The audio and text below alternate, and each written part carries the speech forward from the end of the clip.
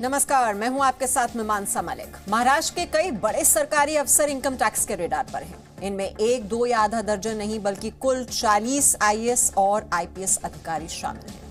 आरोप है कि इन अफसरों ने अपने पद और प्रभाव का इस्तेमाल कर करोड़ों की बेनामी संपत्ति बना ली।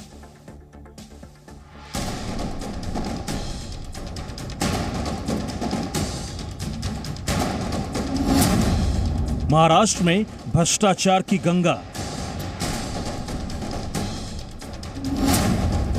आईएएस, आईपीएस और बिचौलियों का खेला। महाराष्ट्र के करप्ट 40।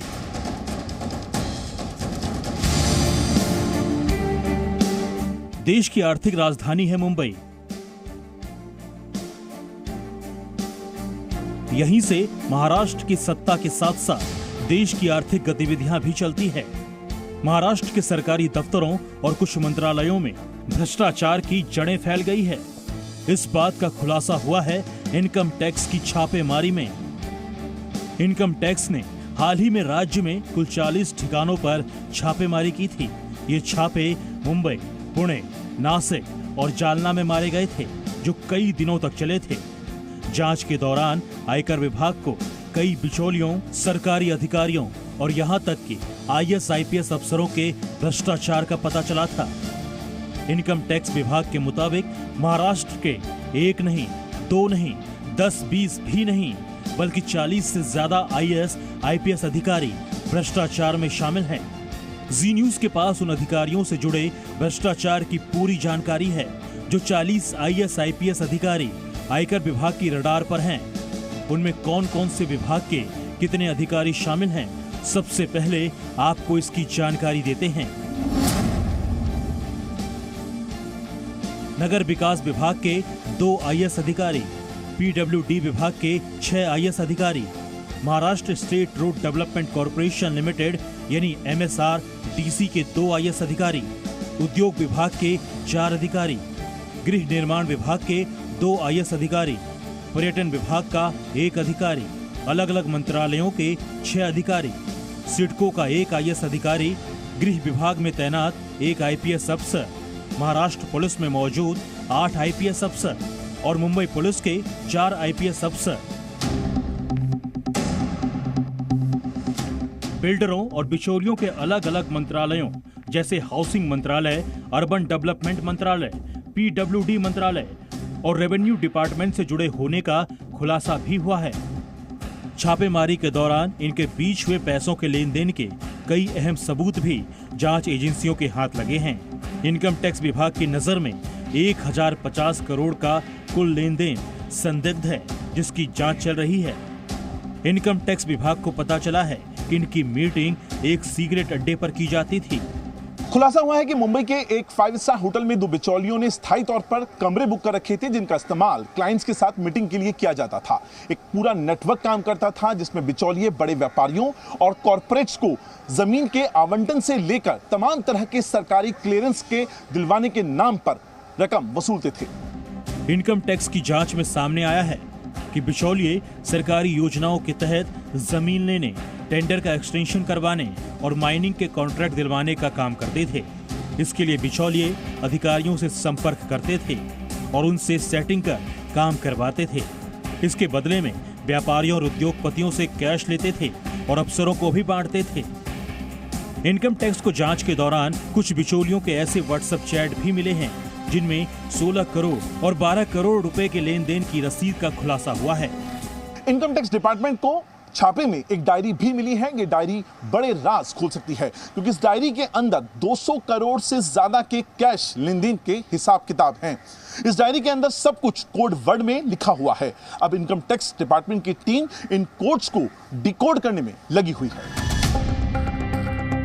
सूत्रों के मुताबिक आयकर विभाग की जांच में सामने आया है कि कई ब्यूरोक्रेट ने मलाईदार पद पाने के लिए बेहिसाब पैसे भी खर्च किए हैं। इनकम टैक्स को मिली डायरी में दर्ज है कि किस अधिकारी ने मलाईदार पद पाने के लिए कितना कैश दिया। जी मीडिया के पास अफसरों, बिचौलियों और उद्योगपतियों के नेक्सस की पूरी जानकारी है। जिन सरकारी बाबुओं ने पैसे लिए और बिचौलियों को पैसे दिए, उन सभी के नामों का खुलासा भी बहुत जल्दी होगा। राकेश त्रिवेदी के साथ अंकुर त्यागी, जी मीडिया, मुंबई।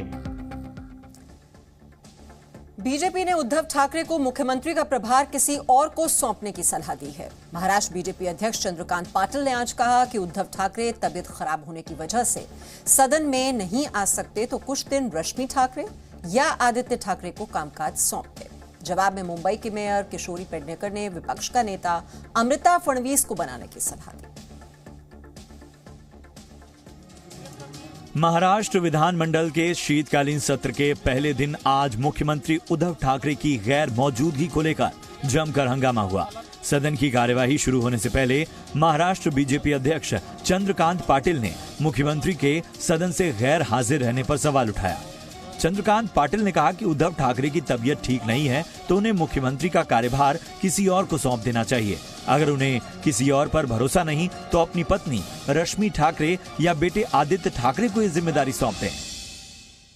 उनके पार्टी में किसी पर भरोसा नहीं है तो अपने लड़के को दे चार्ज, आदित्य ठाकरे को। तो नहीं दे रहे तो आदित्य पर भी विश्वास नहीं है क्या? इसके जवाब में आदित्य ठाकरे ने कहा कि मुख्यमंत्री की तबीयत ठीक है और वो घर से काम कर रहे हैं। आदित्य ने कहा कि जब मुख्यमंत्री को सदन में आना होगा तो वो जरूर आएंगे। उधर मुंबई की मेयर और शिवसेना नेता किशोरी पेडनेकर ने तीखा हमला करते हुए विपक्ष का नेता देवेंद्र फडणवीस की जगह उनकी पत्नी अमृता फडणवीस को बनाने की सलाह दे डाली। सीएम साहब की तबीयत एकदम बढ़िया है। सुबह फोन हुआ था, उन्हें जब ठीक लग गया तब वो आएंगे। सीएम साहब जब आएंगे तो आप सबको मालूम हो जाएगा। तुम्ही रश्मी वाणींचं नाव का घेता? त्या कधीच नसतात, तुमच्या बाई आहेत ना। हम राजनीति में बहु बेटियों को कभी नहीं लाते हैं। रश्मि ताई राजनीति के बीच कभी नहीं आती। देवेंद्र फडणवीस जी की पत्नी राजनीति में ज्यादा सक्रिय रहती हैं, तो उन्हें विरोधी पक्ष का नेता बना देना चाहिए। ये क्या चल रहा है राजनीति में और ये कितने नीचे ले जाएगा राजनीति को। किती राजकारण तुम्ही महाराष्ट्राचं खाली आणणार आहात? उद्धव ठाकरे की हाल ही में सर्वाइकल स्पाइन की सर्जरी हुई है, जिसकी वजह से वो पिछले 45 दिनों से ज्यादा किसी सार्वजनिक कार्यक्रम में शामिल नहीं हुए हैं। यहाँ तक कि शीतकालीन सत्र से एक दिन पहले हुई कैबिनेट की बैठक और पारंपरिक चाय पार्टी में भी वो ऑनलाइन ही शामिल हुए थे। ब्यूरो रिपोर्ट, जी मीडिया, मुंबई।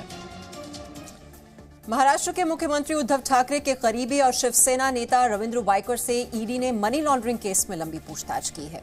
बीजेपी नेता किरीट सोमैया ने उद्धव ठाकरे के साथ ही रविंद्र वायकर पर अलीबाग में जमीन घोटाले का आरोप लगाया था। रविंद्र वायकर ने इस मामले में किरीट सोमैया पर 100 करोड़ की मानहानि का मुकदमा दायर किया था।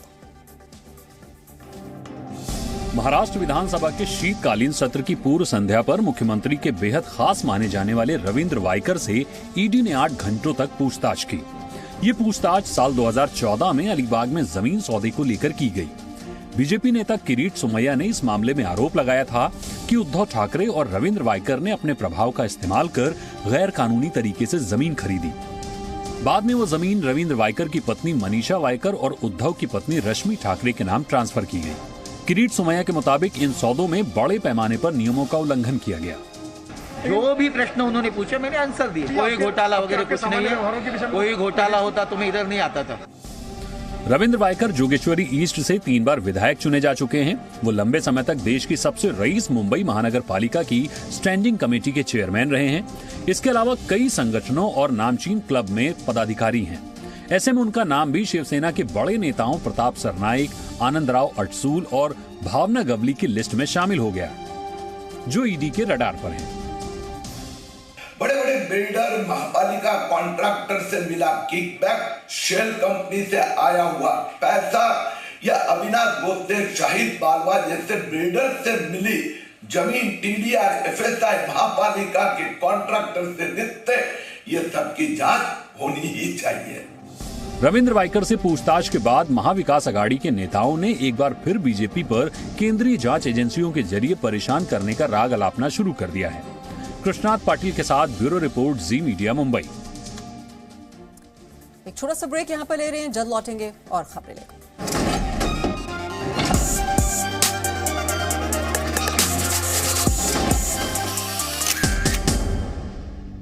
Presenting B News app, available on Google Play and App Store. Download it now.